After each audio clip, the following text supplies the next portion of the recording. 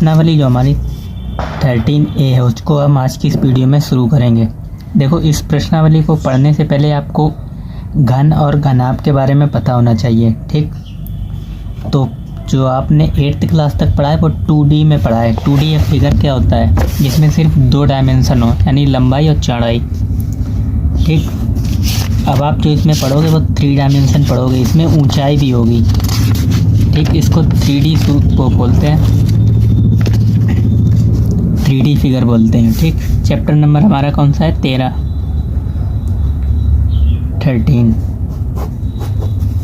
देखो, घन और घनाभ के बारे में आपको मालूम होना चाहिए। घन क्या होता है? अभी तक आप 2D फिगर पढ़ते आए हो क्लास 8th में। ये क्या होता है? ये आयत है और ये आप सिर्फ या तो पेज पे बना सकते हो या दीवार पे। इसमें लंबाई नहीं होगी। ठीक, अब जो घन होता है वो हमारा 3 डायमेंशन फिगर होता है, यानी उसमें ऊंचाई भी होती है, लंबाई भी होती है, चौड़ाई भी होती है। इस तरीके का ये होता है घन। ठीक, और ये चैप्टर आपका क्लास 10th में भी रिवाइज होगा, इसलिए आपको इसको ध्यान से पढ़ना है। ठीक, तो घन में जो एक ऊपर कितने सरफेस होते हैं? सरफेस इसको बोलते हैं, सरफेस, यानी हिंदी में बोलें तो फलक बोलते हैं, फलक। इसमें 6 फलक होते हैं, 1 2 ऊपर नीचे, 1 2 3 4 5 6 आगे पीछे। ठीक, 6 फलक होते हैं। और कितने कोने होते हैं, या आप बोल सकते हो कितने? 1 2 3 4 5 6 7 8 8 कोने होते हैं। कोने कितने होते हैं? 8। 6 फलक, 8 कोने होते हैं। अब इसका क्षेत्रफल पूछा जाता है, पृष्ठीय क्षेत्रफल। घन का पृष्ठीय क्षेत्रफल, पृष्ठ मतलब चारों दीवारों का क्षेत्रफल, जैसे इधर इधर और आगे पीछे, ऊपर नीचे छोड़ के, तो इसका होता है 4A²। ठीक, 4A²। ये चीज़ें आपको याद रखनी है। अगर ये चीज़ें आपको याद आएँ तभी आप प्रश्नावली अच्छे से सॉल्व कर पाओगे। ठीक, घन का पृष्ठीय क्षेत्रफल और घन का आयतन।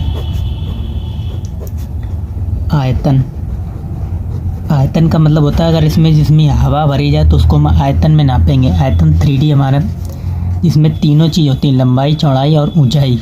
3D फिगर का ही आयतन निकलता है, 2D का नहीं निकलता है। ठीक, तो इसका आयतन होता है A³, यानी भुजा का घन। अगर आपकी भुजा यहाँ से यहाँ तक A है तो इसका हम क्यूब कर देंगे, ये उसका क्या हो जाएगा? आयतन हो जाएगा। ठीक, और एक होता है घन का संपूर्ण पृष्ठीय क्षेत्रफल। संपूर्ण पृष्ठीय क्षेत्रफल। ठीक, ये तो पृष्ठीय क्षेत्रफल 4A², संपूर्ण पृष्ठीय क्षेत्रफल होता है 6A²। ये भी आपको ध्यान रखना है। ठीक, और एक रहेगा घन का विकर्ण। तो घन का विकर्ण होता है हमारा कितना? A√3 इकाई में। ठीक, जो भी यूनिट दे रखी होगी। ये चारों फॉर्मूले आपको याद कर लेने अच्छे से। तो अब आ जाते हैं प्रश्नावली 13A पे। ठीक, पहला क्वेश्चन कह रहा है यदि एक घन की कोर 12 सेंटीमीटर हो, तो कोर का मतलब भी होता है ये वाली किनारा, इसको बोलते हैं कोर। इस चीज़ को जो जितने किनारे होते हैं ये चीज़ कोर कहलाएगी। ठीक, कोर बोलते हैं या किनारा। ठीक, तो हमसे कह रहा है पहला क्वेश्चन, एक घन की कोर 12 सेंटीमीटर हो तो घन के विकर्ण का मान ज्ञात कीजिए।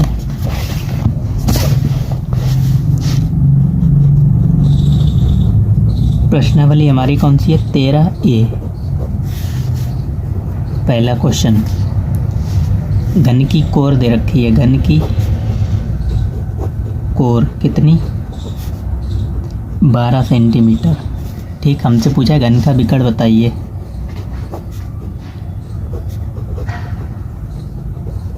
तो घन का विकर्ण अभी हमने लिखवाया A√3 और A हमारा कितना है? तो 12, तो 12√3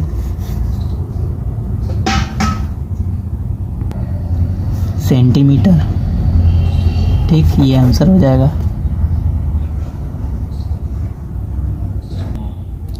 नेक्स्ट क्वेश्चन पे आ जाओ। कह रहा है 12 सेंटीमीटर, 4 सेंटीमीटर और 3 सेंटीमीटर की आयताकार डिबिया में अधिक से अधिक कितनी लंबाई की सुई रखी जा सकती है। तो एक ये आयताकार डिबिया दे रखी है जिसकी लंबाई, चौड़ाई और ऊंचाई दे रखी है। ठीक, तो कोई भी अगर अधिक से अधिक लंबाई की सुई रखी पूछी जाए तो वहाँ से आपको विकर्ण निकालना होता है। ठीक, अब ये घनाभ दे रखा है, यहाँ पे लंबाई अलग है, चौड़ाई अलग है, ऊंचाई अलग है, तो ये लंबाई होगी। ठीक, वो घनाभ होगा। और घनाभ का विकर्ण देखो क्या होता है, घनाभ के भी फॉर्मूले लिखे हैं आप यहाँ पे। घनाभ में सिर्फ लंबाई, चौड़ाई और ऊंचाई डिफरेंट होती है। घन में तीनों चीज़ बराबर होती हैं और घनाभ में तीनों अलग अलग हो जाती हैं, बस इतना ही अंतर है। तो घनाभ का फिगर कुछ इस तरीके का बन जाएगा।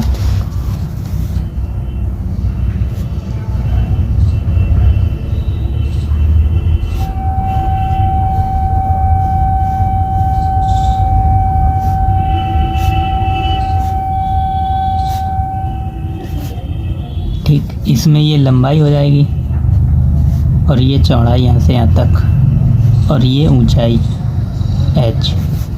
ठीक, तो पहले इसका पृष्ठीय क्षेत्रफल देख लेते हैं। घन का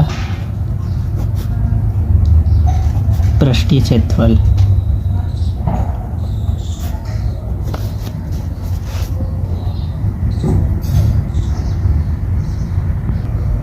तो यहाँ पे घनाभ है हमारा। ठीक, घनाभ का पृष्ठीय क्षेत्रफल होता है 2LB plus BH plus HL।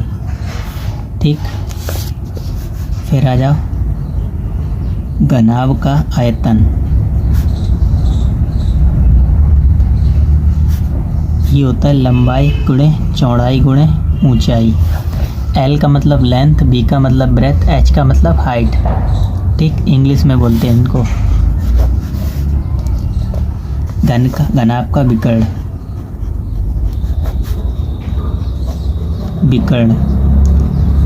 तो घनाभ का विकर्ण होता है अंडर रूट के अंदर L का स्क्वायर प्लस H का स्क्वायर प्लस B का स्क्वायर। ठीक, ये विकर्ण होता है। अब आ जाओ क्वेश्चन पे। क्वेश्चन नंबर 2 हमसे कह रहा था घनाभ का विकर्ण ज्ञात कीजिए जिसकी भुजाएं ये दे रखी थी। 12, 4 और 3 सेंटीमीटर आयताकार डिबिया में अधिक से अधिक कितनी लंबाई की सुई रखी जा सकती है। तो जब भी अधिक से अधिक की लंबाई पूछी जाए और 3 चीज़ें दे रखी हों तो हम वहाँ से आयतन निकालते हैं, उसका वो विकर्ण निकालते हैं। सॉरी, आयतन बोलना है। ठीक, क्योंकि तिरछी जो ऊंचाई होती है उसको ही हम विकर्ण बोलते हैं। यहाँ से यहाँ तक जो हम तिरछी चीज़ रखेंगे ये चीज़ विकर्ण कहलाती है, यहाँ से यहाँ तक।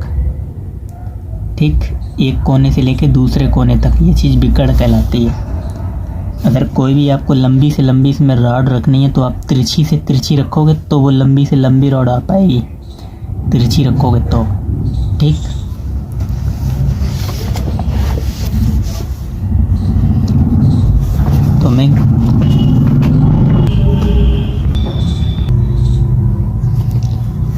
तो हमें लंबाई दे रखी थी कितनी, 12 सेंटीमीटर। चौड़ाई कितनी दे रखी है, 4 सेंटीमीटर। लंबाई, चौड़ाई और ऊंचाई दे रखी है कितनी, 3 सेंटीमीटर। ठीक, हमसे पूछ रहा था आयताकार डिबिया में अधिक से अधिक कितनी लंबाई की सुई रखी जा सकती है। लिखेंगे सुई की अधिकतम लंबाई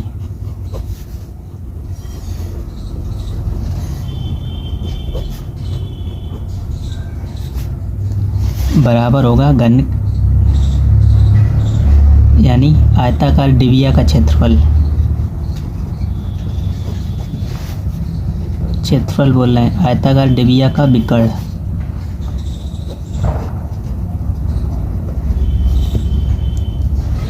तो निकाल लो आयताकार डिबिया का विकर्ण क्या होगा, L का स्क्वायर प्लस B का स्क्वायर प्लस H का स्क्वायर। तो L का स्क्वायर यानी 12 का स्क्वायर प्लस बी का स्क्वायर यानी 4 का स्क्वायर और एच का स्क्वायर यानी 3 का स्क्वायर, ठीक, पूरे का रूट। तो 12 का स्क्वायर हमारा होता है 144 और 4 का स्क्वायर 16 और 3 का स्क्वायर 9। तो इन सबको जब हम जोड़ेंगे तो आ जाएगा हमारा कितना, 16 और 9 25, 25 में ये जोड़ोगे आ जाएगा रूट के अंदर 169 और ये किसका वर्ग होता है, 13 का, ठीक। तो 13 सेंटीमीटर की अधिक से अधिक लंबाई की सुई रखी जा सकती है आयताकार डिबिया में।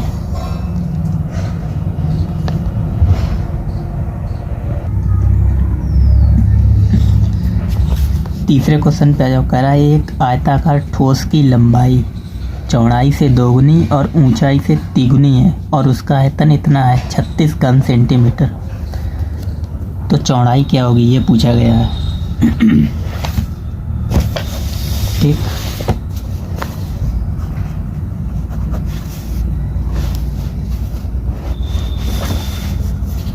लंबाई जो है आयताकार ठोस की लंबाई चौड़ाई से दोगुनी और ऊंचाई से तिगुनी, ठीक।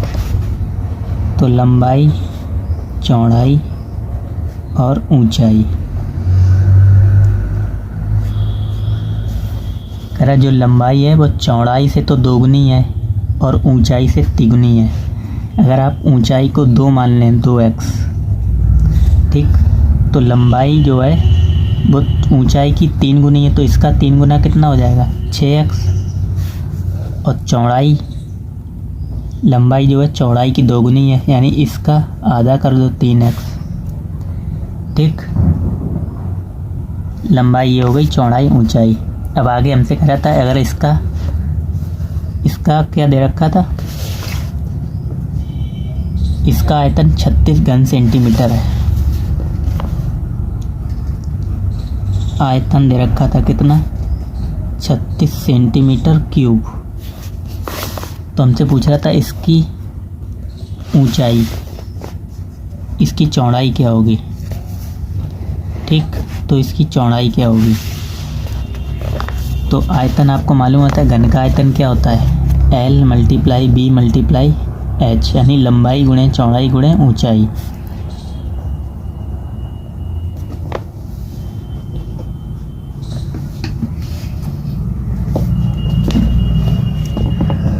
अब L हमें दे रखा था 6x और चौड़ाई दे रखा था 3x और ऊंचाई 2x बराबर 36। 36 18, 18 दूनी 36 और x का जब मल्टीप्लाई करोगे तो कितना हो जाएगा, x की पावर 3 बराबर 36। तो x क्यूब बराबर 36 बटे, ये डिवाइड में जाएंगे 36, 1 और 1 का क्यूब क्या होता है, 1 ही होता है, यानी x की वैल्यू 1 आ गई। हमसे पूछी थी चौड़ाई बताइए, तो 3 गुणे x का मान कितना है, 1, तो बराबर 3 सेंटीमीटर चौड़ाई आ गई, ठीक। कुछ भी कठिन नहीं था, सिर्फ लैंग्वेज यहाँ से आपको समझनी थी इतनी।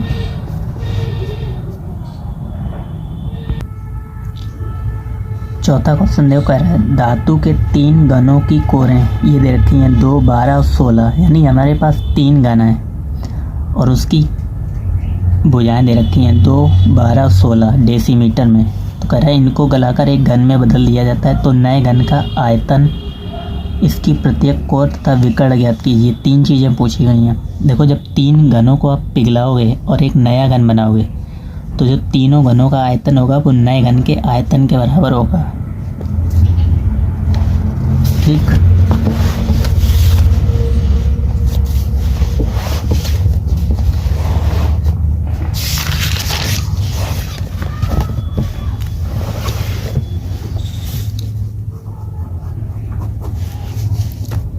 घन की कोरें दे रखी, तीनों घन की कोरें क्या क्या थी,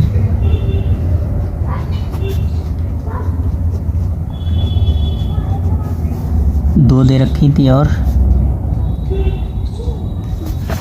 2 के बाद 12, 16, और 16 डेसीमीटर में दे रखी थी। ठीक,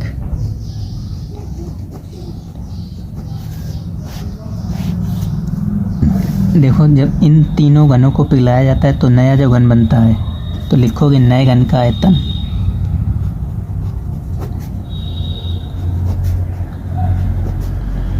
नए घन का जो आयतन होगा वो तीनों घनों के आयतन के बराबर होगा।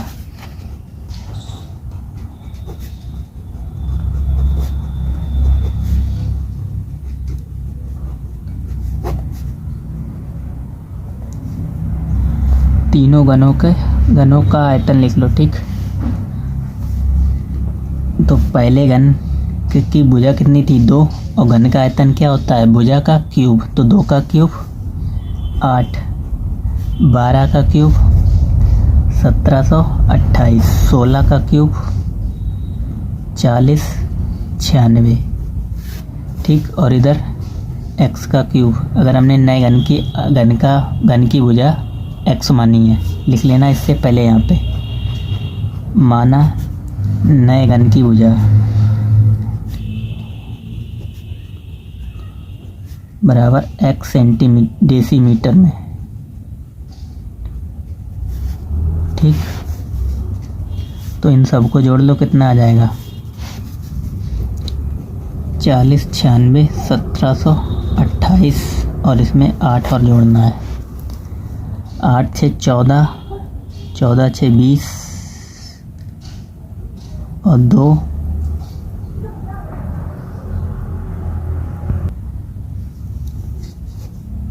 हो जाए कितना? 8 6 14 और 8 14 6 20, 2 22। ठीक, 2 9 और 1 10, तो 3 13, 8 और 5 58 32।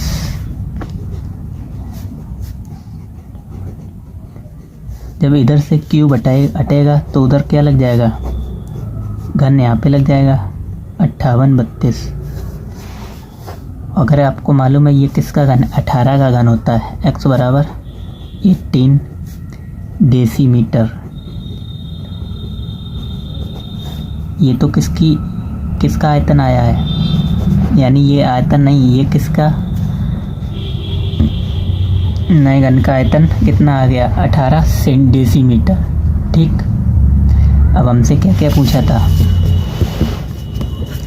कह रहा था नए घन का आयतन तो निकला, इसकी प्रत्येक कोर की लंबाई तथा विकर्ण ज्ञात कीजिए। तो प्रत्येक कोर की लंबाई यही हो जाएगी 18 डेसीमीटर, नहीं हो जाएगी? प्रत्येक कोर की लंबाई बराबर 18 डेसीमीटर।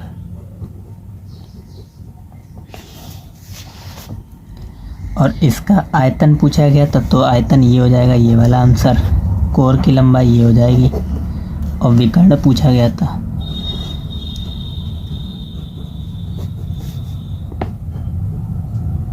तो घन का विकर्ण क्या होता है? a√3, तो a की वैल्यू कितनी है? 18, 18√3 डेसीमीटर। ठीक, तो बाकी के क्वेश्चन नेक्स्ट वीडियो से हम सॉल्व करेंगे।